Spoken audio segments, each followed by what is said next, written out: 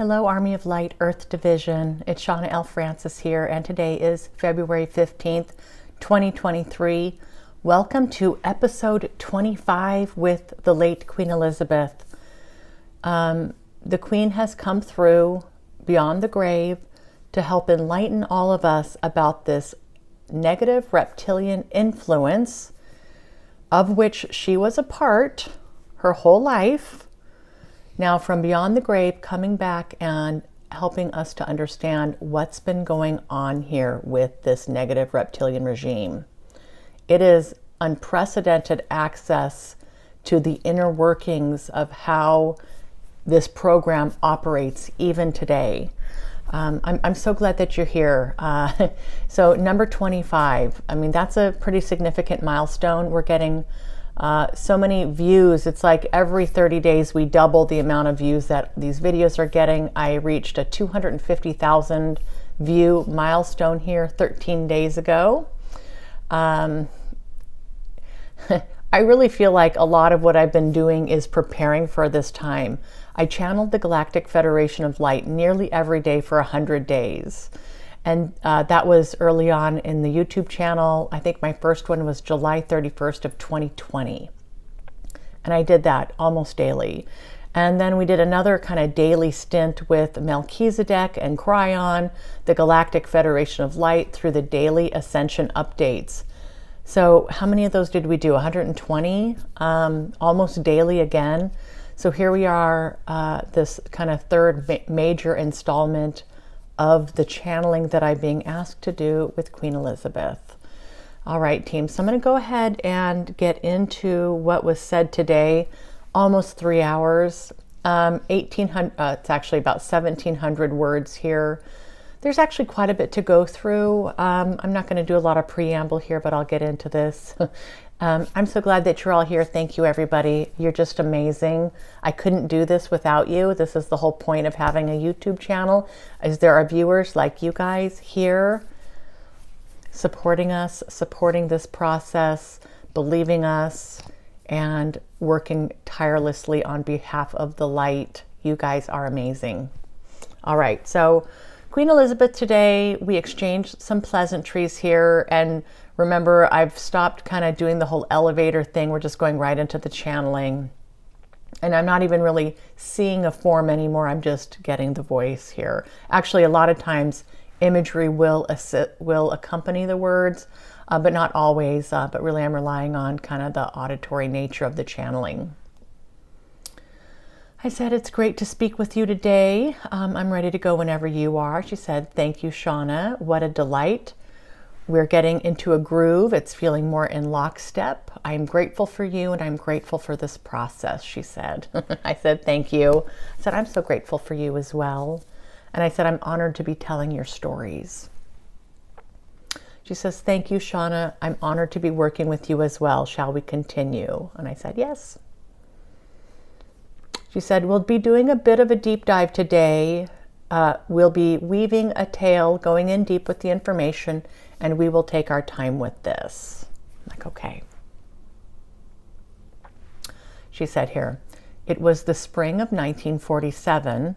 I was 21 years old. My father was a member of the British Royal Navy, and he took serving in the military extremely seriously. This was very much his life and his focus, and also his love. And of course, he was the king of the UK at this time as well. We had taken a short sojourn away from the military and the wars and all the fighting and headed to South Africa for a tour. It was in South Africa that I took the opportunity to assert myself with the radio address to the world, stating my intentions for my servitude to the Commonwealth. This stuff comes through and I take a pause and I just get on my phone and I just kind of double check the facts. I just want to make sure that all this is accurate. So far, so good. Yeah, and I remember seeing that she had done a radio address in one of the documentaries about her that I watched, I don't know, a month or so ago. So I was familiar with that. She said, it was such a proud moment for me and for my parents. I believed they rested more easy knowing that I was fully capable and fully prepared to be the reigning queen of the monarchy someday. I also wanted to set the tone for the type of leader I wanted to be in the post-war global community. My father, having been exhaustively busy as king the past 10 years, took his family to South Africa and other places to help clear his head and to reconnect with his family. The needs of the Commonwealth were changing with World War II behind us, World War I and World War II, she said. This freed up our ability to start thinking about what would this rule look like heading into modern times. I personally felt such an excitement about this prospect because I knew that whatever my father and mother would be doing, it would be helping to pave the way for what I would eventually be doing and how I would eventually be ruling. I remember feeling it was a time of optimism, creativity, possibilities, and opportunities. Even so, I do recall just feeling as though some things were off. I had had the experience at 12 years old as described yesterday. And in the years that passed up until this point, I had not thought much more about it. So this was the Master's Eye initiation that she described in yesterday's video. All right. The ruling negative reptilian overlords were not a part of my experience. I knew it was always there in the background, and I knew that my parents were also involved with this, but it wasn't something that I thought about consciously or deliberately. I was courting Prince Philip at the time and very much enjoying myself. It was a great relief to have World War II end and the monarchy emerging victorious. I was a young woman falling in love, supporting my family and stepping into my own in terms of my opinions, my outlook, what was important to me, the values, my core values that I'd continue to carry with me throughout my life. Yes, I was enjoying life at this time. These early years of my 20s were some of my most favorite times of my life. I was young and I was beautiful and I felt like I was ready to take on the world. It was also around this time, the spring of 1947, that Prince Philip asked me to marry him. I enthusiastically said yes. I felt starstruck by Prince Philip, and I felt my heart fully belonged to him. I was ecstatic over the prospect of spending the rest of my life with this formidable man. We were wed before the year was over. Prince Philip was not the kind of man to complain much. He was, however, a good observer and could be quite stoic. We were third cousins, and he was also a Mountbatten, so the negative reptilian bloodline was very strong between the two of us. And I can see now that my initial strong attraction to him, almost feeling bedazzled by him, was predetermined long before I met him, this plan being in place for many years. And we were to have many children, this Mountbatten-Windsor bloodline. We had a beautiful wedding. I felt all of the princess that I was. I was radiating joy and happiness, and these very much felt to be genuine emotions and feelings. I had gotten pregnant fairly quickly. Again, just complete joy. Feeling overjoyed carrying this child, married to a man whom I loved and admired. My parents playing such an important role in the world. These days in my early 20s, I was feeling such delight.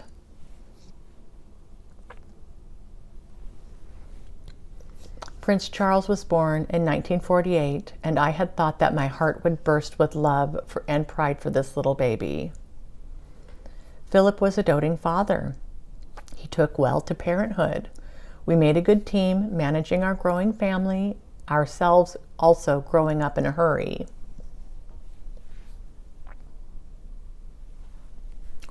Soon after Charles came sweet little Anne. A boy and a girl, a dream come true. What a special delight, these two children's, the sparkle of my eye. I remember thinking, well, this has all been set up so nicely. A beautiful husband, our two beautiful children, everything we could possibly desire. Life just felt nearly perfect. Life back then was feeling like one big grand adventure. And then she kind of switched gears here a little bit. Nature versus nurture. How does one ascertain the difference? What are traits that are inherent in someone due to heredity,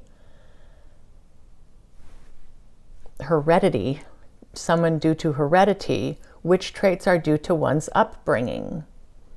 And then for me, in regard to the entire negative reptilian bloodline, what has been created through the hive mind process? Remember that being human, yet also being of the negative reptilian ilk, is a crucial component for the negative reptilian agenda. The humanness and all that that entails is a critical factor for their control mechanisms. So you have a convoluted mishmash of all these things coming together, ultimately to define who and what you are. And she said here, in nearly every case, with all things being equal, the negative reptilian regime through the hive mind control will trump all other aspects of a human's experience. These humans' experience, the ones that are part of the bloodline here. She said, only in extreme cases would one be able to, quote unquote, override the negative reptilian hive mind leadership. So she's leaving a door open here. She's saying in nearly every case, only in extreme cases, but there is a little bit of a crack here that, there are people who are part of the hive mind who are able to break free of this. So I'm hoping that more will come. Not today, it didn't happen today, but hopefully more will come later. She said here, this leadership does accommodate individual preferences, personalities, choices to some degree, opinions and aspirations. It's not that they want controlling, mindless robots. That doesn't serve their purposes. To help maintain the illusion that everything is as it should be, these hive mind humans must appear as real and authentic as possible. They should appear natural, but always the will of the hive mind leadership will override individual preferences, decisions, actions, etc. when needed. She added again, almost always. She said, when I married Philip, I was fully of the mindset that this was my free will. When I got pregnant with Charles, again, I thought, this is all me. These are my choices. These are my personal choices. Same with Anne. And this is where my young naivete was at its strongest. I had this deep-seated mindset that I would make my own way. I would forge my own path, and it would be fine. How hard could it be? Any misgivings I had had about my ability to be my own person and to override the master's wishes were quickly realized that day in the study. And remember, guys, the study is where she was raped, assaulted, and taught a lesson about trying to make her own way and that she needed to submit to the regime's plan. So I made a video on that a few days ago. She said here, and once I became dependent on the ADR pills, I had given myself over completely to the regime.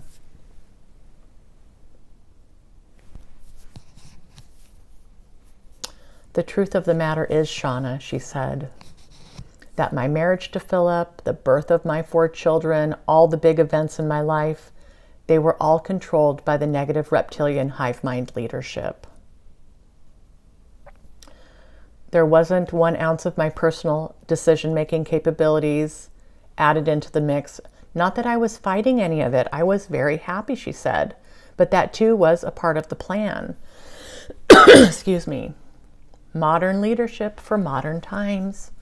Modern, of course, being a relative term.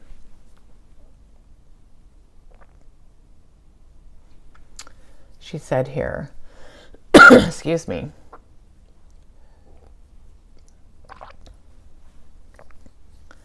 Shauna, the royal bloodline has and is playing a significant role in the direction of this world. It is in all of our best interest to categorically suspend judgment for the humans who are born into this role. They serve a larger force. They serve a different master. And in nearly all cases, they are powerless to do anything about that. Nearly all cases. She said it takes an incredibly strong will, Shauna, even after death of the human body in that situation, to break free from the regime's grip. Know and understand that there are many like you and me, Shauna, who wish to abdicate this role and be a force for change. She said, this is the truth. I said, okay, thank you, Elizabeth. I said, I understand this. I said, please continue whenever you're ready. She said, Shauna, this feels complete for me today. All right. So again, she says here that it's in our best interest to categorically suspend judgment for the humans who are born into this role. They serve a larger force, they serve a different master, and in nearly all cases, they are powerless to do anything about that. I haven't had a whole lot of time to really digest that and really feel into it. How do you guys feel about this? I mean, we've always known as light workers that this isn't about, judging, but it's about love and it's about change. It's about empowerment. It's about choice. It's about freedom, all these things. But here, the negative reptilian hive mind humans, she's saying, let's suspend judgment for these people who are born into this role because they are serving a master here and they really have no choice.